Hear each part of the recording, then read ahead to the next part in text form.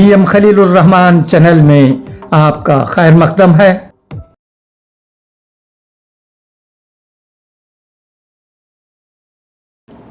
Assalamu alaikum. I am reading a report from Hindustan Times. Nepal Army Chief Ashok Raj Sigdal held a meeting with the representatives of the Gen Z protesters and held consultations with related stakeholders. Army spokesperson Rajaram Basnet said 30 people have lost their lives and over 1,000 have sustained injuries since protests broke out in the country. Nepal's health ministry said Wednesday, according to the Kathmandu Post. The ministry added that emergency services were being mobilized to handle the influx of patients and urged hospitals to remain on high alert.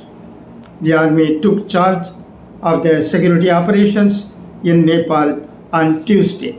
Curfew orders remained in force for the day and will continue on Thursday as well. A move, the army said, it took due to the prevailing situation. Meanwhile, the Tribhuvan International Airport in Kathmandu resumed flight operations from 6 p.m. on Wednesday, the Nepal Civil Aviation Authority said in a statement.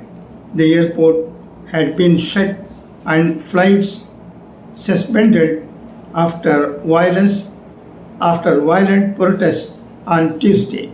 Passengers traveling to the airport for flights are requested to contact their respective airline companies for flight information and to bring official airline tickets and identification documents with them when traveling, the aviation authorities' statement said.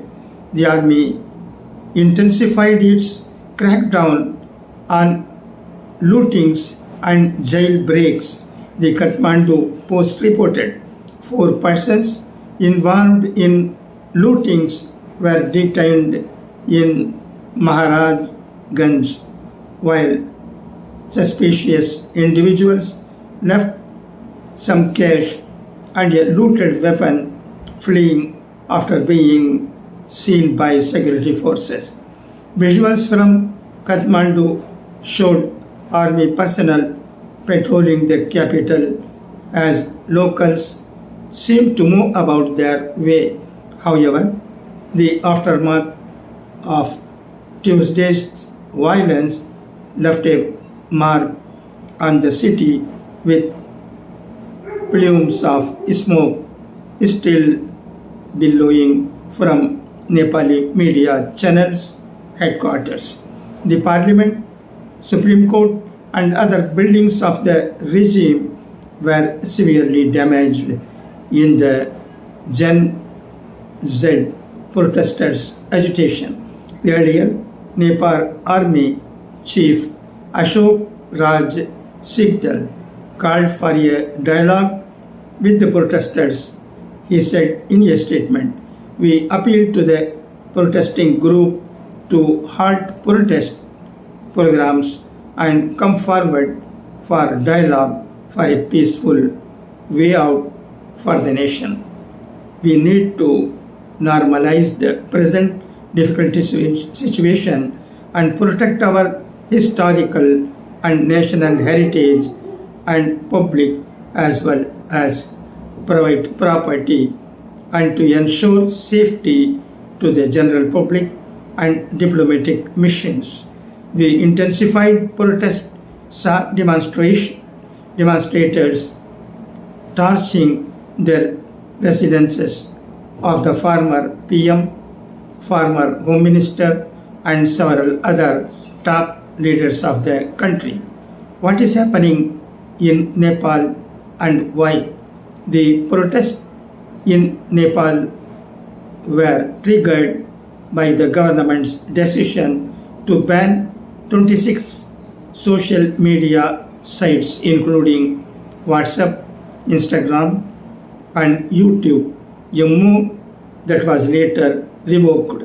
The protest mounted their pressure on the government and eventually forced KP Sharma Oli to resign from the PM's office.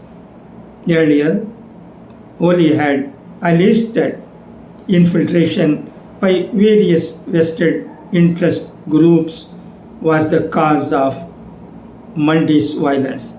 He had also said the government would set up a panel to probe the protests and offer financial relief to victims and free treatment to those injured. Thank you for your listening.